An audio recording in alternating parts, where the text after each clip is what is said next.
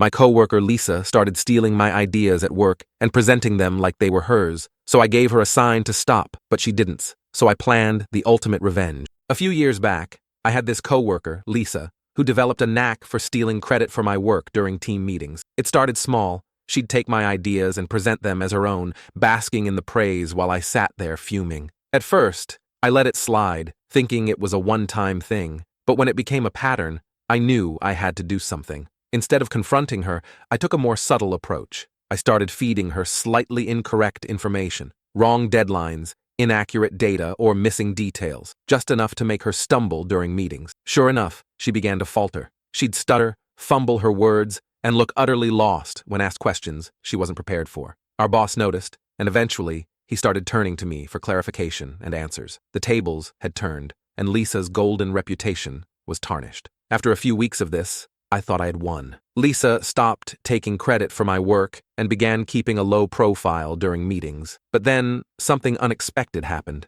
Lisa didn't back down. Instead of retreating, she doubled down on her old tactic. This time, with a bit more caution. She started planting seeds of doubt about my competence in private conversations with our colleagues. She was trying to undermine me behind the scenes. I knew I needed to up my game, so I devised a plan for the ultimate revenge. First, I started keeping meticulous records of all our interactions, emails, chat logs, anything that could prove my work was being stolen. Then, I began working on a major project that I knew would get the boss's attention. I purposely shared parts of it with Lisa, knowing she'd be tempted to take credit for it. As expected, Lisa tried to pass off my work as her own during a big presentation. But this time, I was ready. I waited until she was midway through her pitch, then casually interrupted, pretending to clarify a detail. I pulled up the original files on my laptop, complete with timestamps and version history, showing that the work was mine from the start. I made sure the boss and the rest of the team saw everything. The look on Lisa's face was priceless. She stammered, trying to explain herself, but the evidence was undeniable.